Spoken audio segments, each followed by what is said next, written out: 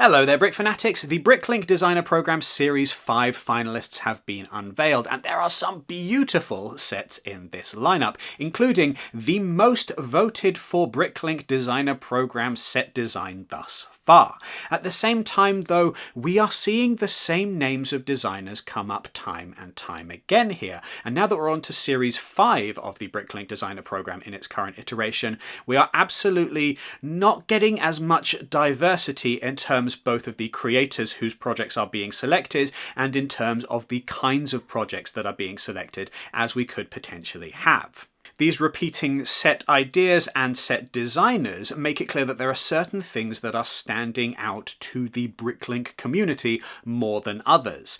And one interesting thing about this particular series is the fact that as of Series 6, we will no longer be allowed to submit modular designs. So one would expect we'll definitely have one last hurrah for BrickLink Designer Program modulars in Series 5, right? Yeah, actually, no, none of these sets are a traditional modular by design, although there are several that I think would work very well in a modular landscape. If you happen to want to have a really creepy castle to the side of your modular city, or if you want just a nice little cottage that's maybe not quite as large or as terraced as some of the modular designs that we've had in the past, but that just can have a little bit more space to breathe, then you're definitely covered here. Or indeed, if you want to have a mushroom house, because who doesn't want to have a mushroom house in LEGO? I think if there's one thing that the BrickLink Designer Program has proven, it's that people like mushroom houses. Now, before we look at the sets themselves, I just want to make sure that we're all on the same page as to what the BrickLink Designer Program is, because it is always somebody's first time on the internet, and maybe you need to know this. So, the BrickLink Designer Program allows LEGO fans to submit their own fan designs for a LEGO set, which is then voted on by the fan community, and then a selection of sets are chosen to be turned into official sets. This might sound very much like LEGO Ideas, and that's because it's a very similar principle, but with BrickLink Designer Program, there are significantly fewer sets manufactured. There is a hard limit of 30,000 units, and instead of going into the shop and purchasing them normally, fans pay for them in advance. This is a crowdfunding program. So because of that, there's a little bit of flexibility in terms of the niches that can be explored. Where LEGO Ideas sets are designed for a worldwide global mass audience, BrickLink Designer Program sets can be a little bit weird, can be a little bit specific, can be a little bit really nerdy, because they're only going out to a relatively small LEGO fan community. In practice, what this means is that a lot of the LEGO sets that are submitted for the BrickLink Designer Program tend to be hyper-focused on what adult fans of LEGO are wanting from their LEGO sets, rather than something that can go out to a slightly more mainstream LEGO fan audience. And in practice, that means that we get to see a lot of designs for modular buildings, because adult fans of LEGO love these, and we get to see a lot of maybe slightly off-kilter or weird stuff that I don't think would necessarily fly with a slightly broader audience. Because of the way this program works, there are many sets submitted, and then fans get to vote on the ones they like the best. But even then, it's not just a matter of taking the top 5 most voted sets and just saying, right, we're going to make those, because the BrickLink Designer Program operators, the people behind the scenes, will choose from the most voted for sets the ones that they feel give a little bit more of a diverse range, not just in terms of theme, but also in terms of size, how many pieces they've got in them. That's just there to make sure that we don't end up with 5 massive castles every single series, so that we get a little bit more variety. Except castles, a little bit of an interesting subject this time around. We have complained previously, and I'm not going to pretend that it wasn't just a complaint, that there have been quite a few castles approved in the BrickLink Designer Program thus far. That more or less every series has had at least one castle. I think there's one exception to that. Last time, with Series 4, there were 2 different castle designs in there, if you include the camp as a castle thing, because that's definitely going to serve a castle niche as well. And the complaint there is the thought that maybe if fans of LEGO are this eager to get their hands on castle sets, maybe this should be taken out of the BrickLink Designer Program, and maybe we should just get some more mainstream castles, because it's clearly something that fans want. Nevertheless, here we are with a series of 5 sets, and none of them are castle related, and there is a reason for that. According to BrickLink themselves, apparently this time around there was a massive influx of castle designs, way more than normal, largely spurred on by the inclusion of Wolfpack torsos, so a lot of different Wolfpack options. And even though these were very, very popular, and we had so many different castle designs, I think there may be a case of the market being flooded, of there being too many, and for there not being like a standout absolute best one among them. And so there were a lot of different designs and a lot of votes for them, but no one castle set had so many votes that it ended up near the top of the list. And as a result, there are actually no castles in Series 5, which is, I think, a bit of a relief, because it has meant that there is an opportunity for different things to shine. And it's interesting to point out that castle interest was higher than ever, and because it wasn't consolidated around one or two sets, it meant that we didn't have any standout castles this time around. Apologies if you happened to submit a castle design, because it seems that there was just so much extra competition that you all ended up kind of cancelling each other out. That said, there is a kind of a castle in here, a somewhat gothic castle. It's not really a castle, it is more of a massive gothic palace of sorts, and it's absolutely fantastic, and it is the most voted for LEGO BrickLink Designer Program set design thus far. It is Adventures in Transylvania. And oh, I have to say, this thing is absolutely gorgeous. It is just really one of those designs that it makes this whole program feel worthwhile in and of itself by itself, because this fan design is something that we have never had in this kind of form from the LEGO Group before. It's something that is so just out there and different, and at the same time it feels like, why have we not had this before? Because this gothic architecture is so perfect for the LEGO treatment, and especially with all of this black and this detail, you can really see how the LEGO format is just so perfect for this. And it's a wonder that we've never had anything like this before. Now, what I will say is I don't love calling it Adventures in Transylvania. I completely understand why that's the name for this and why it's entirely relevant for a set that is very clearly vampiric and Dracula inspired.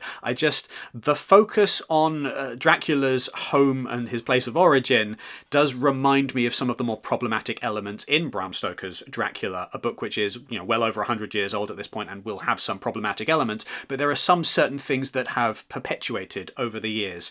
What I mean specifically is I don't love focusing on the Eastern European origin of Dracula for this set, and for specifically saying this is a spooky Transylvania castle, because there's not a lot of LEGO sets that focus on Eastern Europe and its architecture and its culture, and so to specifically focus on a British interpretation of the most evil man in the world who just happens to be an Eastern European immigrant feels a little tone deaf, but it's just the name of the set, and that's just me complaining. I'm not going to go into further detail on that, but beyond that, really cool looking set, absolutely spectacular. You can definitely see, like, if this is the castle set from this lineup, like, it's the closest thing to a castle that we have in this selection. And it is just a really wonderful choice, and it shows how we could have, if we had, for example, a theme of castle sets going out to the mainstream, and if the LEGO BrickLink Designer Program fans still wanted to provide additional castles, we could have castles that go in different directions and don't need to be tied specifically to the design of the standard LEGO castle, because you can do a gothic castle. You could do something with reds and blacks and lots of fun colours that just feel like they've got this aura to them. There are different ways of expressing ourselves through this, and this set absolutely nails that, and I would really love to see different variations on this kind of theming, like different ways of exploring different types of architecture in the BrickLink Designer Program in future. One hopes that we get something like that again. Now, obviously, the first thing that's going to come to your mind looking at this set is Dracula, but I love the wider collection of minifigures that are included here. You've got adventurers, and you've got book nerds, and you've got archaeologists, and you've got different kind of tropes within this collection of characters, and that's really fun to make this not just feel like a Dracula set, but just a kind of a haunted house in general. It almost feels like a Cluedo, or a Clue, if you're American, set, where it's got all of those archetypes of, Professor Plum and Lady Scarlet and all of these, which is just delightful, and I think really adds to the charm of the set.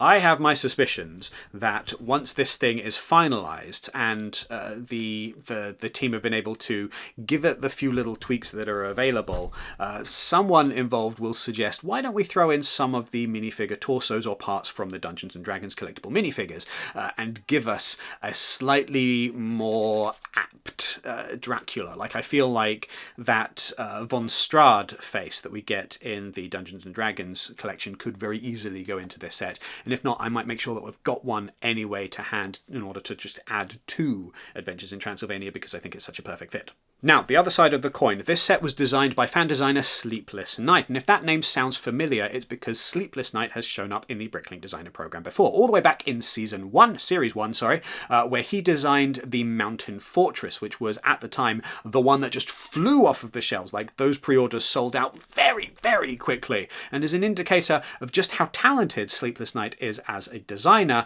and just how sought after these particular creations have been. That said, here we are with another set that's come from a fan designer that we've seen before. So we are seeing these designers repeat themselves. And absolutely, these two sets are completely different in their theme, in their design, in everything about them. And so I'm not saying that we're not seeing a collection of different kinds of sets here. I'm just saying that because Sleepless Night has taken a slot again, it means that somebody else has missed out on that opportunity. And that is a little bit disappointing, because it would be nice if the BrickLink Designer Program allowed for a wider variety of fan designers to get their sets made.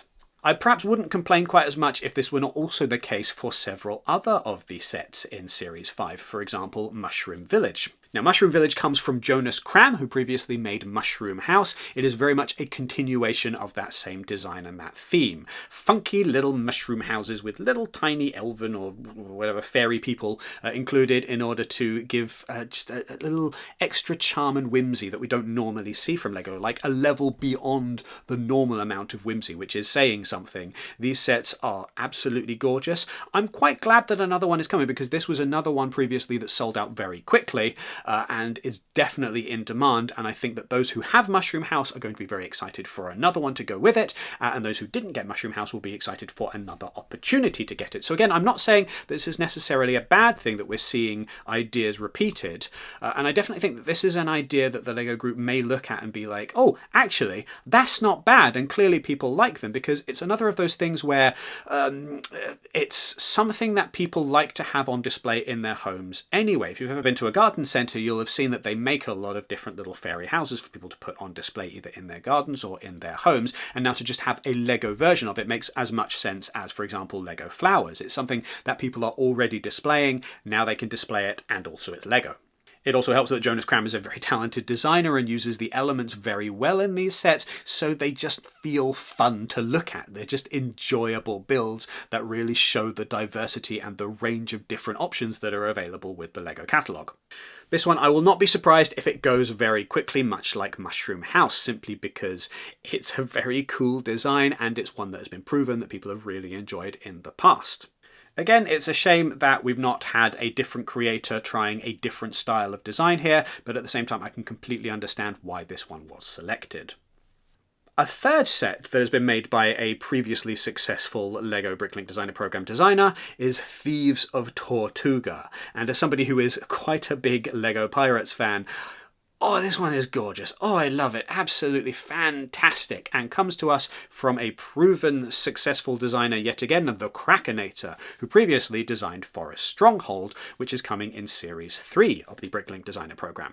Thieves of Tortuga is an excellent inclusion in the lineup of Pirates LEGO sets that we've had in the past few years. Things like Barracuda Bay and Eldorado Fortress and Ominous Isle from a previous series of the BrickLink Designer Program. Sets which are, yes, about pirates, but are also just as much about the buildings or the homely structures around pirates. Because apparently there's more to piracy than just the ships. Now, Tortuga is one of those iconic locations from Pirates mythos, made particularly famous in the Pirates of the Caribbean films as just being the home of all pirate debauchery and depravity, which is absolutely very fun to have in LEGO form. Here the approach taken by Krakinator is to make a very long set with some depth to it to allow for a little bit of a main square. It's almost reminiscent of the modular building Assembly Square, albeit one that I think has just a little bit more breathing room than Assembly Square. It's not overbearing in its use of buildings and structures, so that there's a little bit of space for, I think, breathing room, which is something that is sorely lacking from a lot of LEGO Pirate sets that we've had in the past few years. Like sometimes, and I know this must feel odd to say, but sometimes not having any LEGO bricks in a space is just as important as the spaces where there are a lot of LEGO bricks. I think it also reminds me of a Lunar New Year set we got a few years ago, which was kind of modular adjacent and clipped in very nicely to the modulars, but allowed for a little bit of a park space.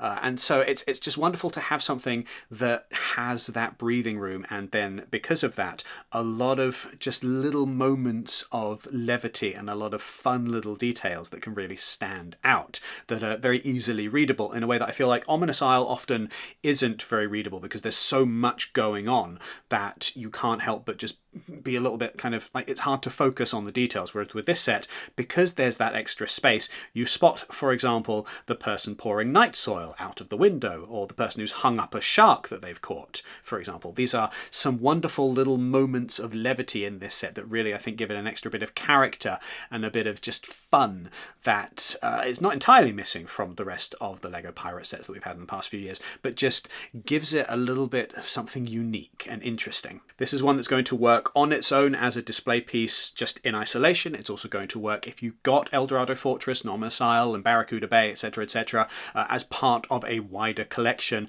But either way, I feel like it's a really stand-out approach to LEGO Pirates, which is something a little bit different to what we normally get. There's almost a stage quality to it in the way that it's set up, with like the backdrop and then the extra buildings on the sides, and then that open space in the middle. And so I think for display, where I think one of the things that I've struggled with Ominous Isle is knowing exactly how to put it on display, because there are so many different little islands that make up part of it. It really needs something that I do not have the time or the patience to develop, which is like a base of base plates underneath, built up with like waves and different things, maybe a little shark sticking out, so that it can feel like a more concrete piece. Whereas this one seems to come in one piece, ready to rumble, and I think just it's probably just a personal preference, but I think it suits my sensibilities a little bit more. Righto, moving on, that guy Steve has provided us with Antique Shop. And this is one of those sets which is not modular, but could work in a modular scene, which is, I think, sometimes more interesting than sets that are just plain modulars where they click into place with a couple of Technic pins and you're done. Certainly the level of detail that you see on the inside matches up with a modular building. We've got lots of tiles in here in order to give a complete feel to the space, so that it doesn't just feel a little bit exposed or a little bit more, say, play focused rather than display focused. It's got that detail, it's got that just extra level of polish that you see in a lot of modulars, but in a slightly reduced package. And I've been saying for a while now that I would like to see more modular buildings that are just slightly smaller or confined in some way, so that they don't feel like such a huge commitment maybe, or just so that you can add a little bit of extra variety to your display. An excellent opportunity has been taken with the Antique Shop theme to really put a bunch of cool stuff on display. So you'll see things like a violin in here, and a helmet, and just a bunch of extra things, either elements or little brick-built sub-assemblies, tiny little brick-built builds that just add a little bit of extra charm here and give this thing a feeling of being one of those eclectic antiques or curiosity shops that you just kind of wander around and look at things and say, oh, I like that. Oh, I've never seen that before. That's really cool. It just gives you that sense of mystery and excitement that these places in real life tend to have. I think it's going to be a shame that this one might end up being overlooked when put up next to, for example, Adventures in Transylvania, because it's not quite as showy, it's not quite as spectacular and ominous, but there's just so much cool stuff in here that I really do hope that this finds its audience, and the kinds of people who like this kind of build and who go for modulars will say, it's not quite modular, but it's pretty darn close, and it's going to work very well with my other modular buildings. Finally, we have Popcorn Wagon by Mictor, a wonderful, delightful little build which is exactly what it says it is. It does exactly what it says on the box. It's a popcorn wagon, and it is full of little charm.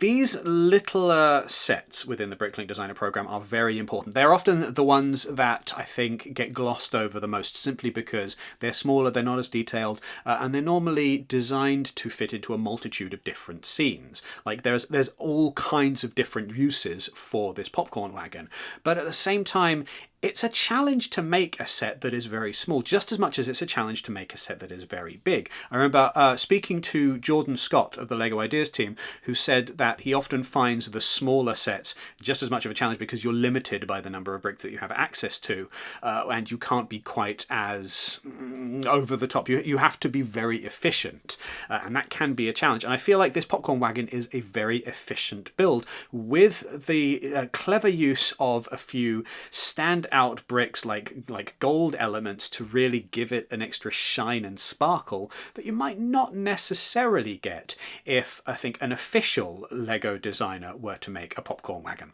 I really enjoy the base of this set, for example. The just extra little detail that adds, it makes it so suitable for putting alongside, for example, modular buildings, or indeed just any other scene. I like the little bit of curb. I love the lanterns, the street lights here, which are just gorgeous, just a wonderful level of detail there. Just really sell the era that this popcorn stand is supposed to exist in.